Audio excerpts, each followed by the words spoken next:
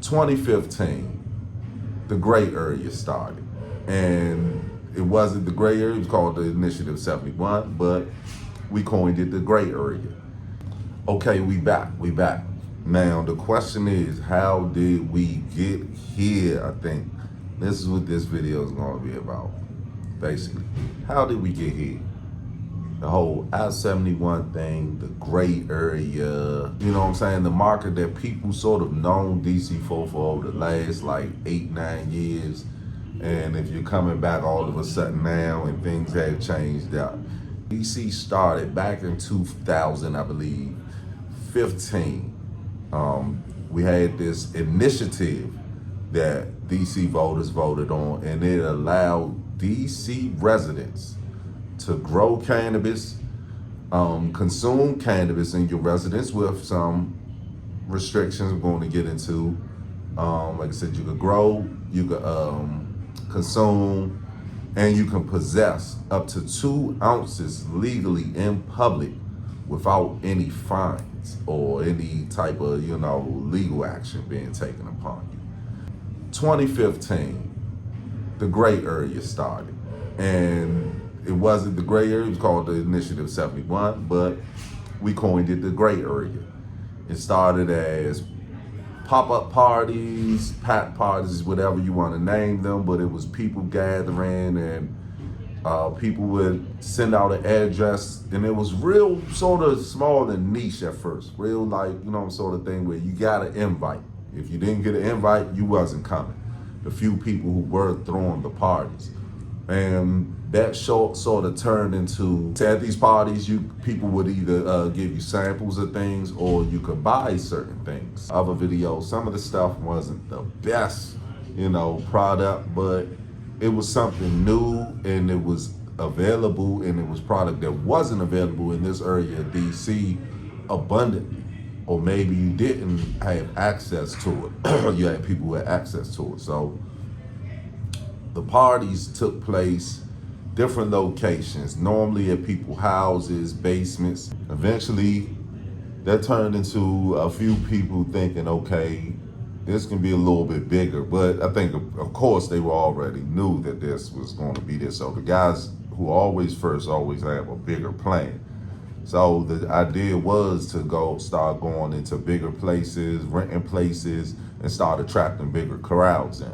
Mind you, like I said, the initiative never was set up for sales. It was always set up for growing, possessing, and consuming. Basically, what people said in between was, okay, I'm getting this, you let me do all 3 of these.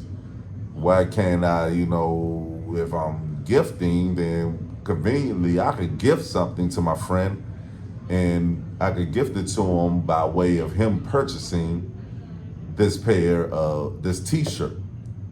And that's what the I-71 DC gifting whole culture came upon. You could basically go to a vendor, go to someone's store, go to someone's shop, and you could purchase an item. That item will be gifted with cannabis at the value of, your cannabis or whatever, $3.5, $20 to $40. Then the t-shirt will be $20 to $40. Things started to get even bigger because DC wanted to go rec. Then the problem with that was, so we could set up sales. People could get a license if they did want to legitimately sell cannabis. But what happened with that was we had a senator in Capitol Hill. Everyone knows DC is a state. We had a senator, Andy Harris. He proposed a rider forbid DC from misappropriating any funds to set up a rec system here in DC. That rider stood from, I believe, 2017, and then it went down some time ago, and then the language changed, and someone else adopted sort of some new similar language or something. But we did circumvent that with this DC program that we have now. I mean, the parties were wild. Like I said, you just saw go back, check out the episode, the raids episode, to give you a good idea on how things were operating a little bit in the city. But we had these parties every day of the week, literally. And it turned from maybe one party every couple of days to it's a party every day. And then that turned into multiple people doing parties every day. And then you had it to where it was just, I know me personally, I may go to used to go to 5 or 6 parties an evening sometimes. If I wasn't working the table and actually at the party, I would attend parties. So there were a lot of parties in the city.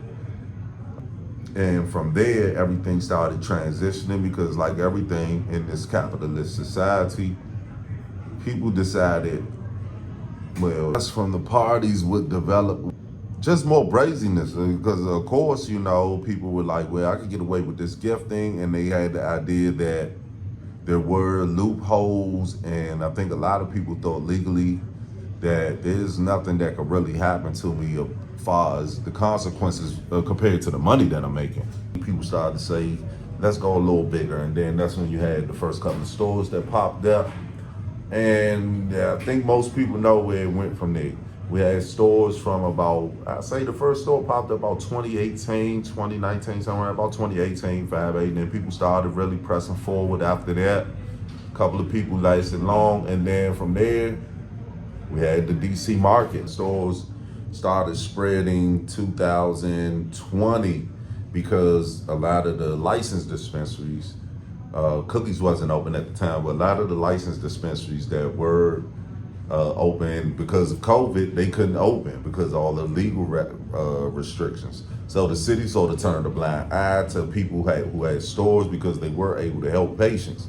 2020 until 2024, I think, man, the city may have had, I'd like to say maybe about 500, or maybe overcounting by some. And I'm just counting the number of who opened, who closed through that whole period of time, not just who stayed open. So I would say 3 to 400. Let's keep it there, 300 to 400 stores.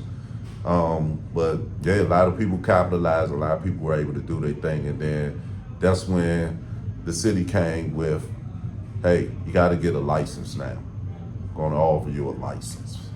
Y'all already know what it is. This your boy One Deuce, Blunt Facts, Cookies DC. Let's get it.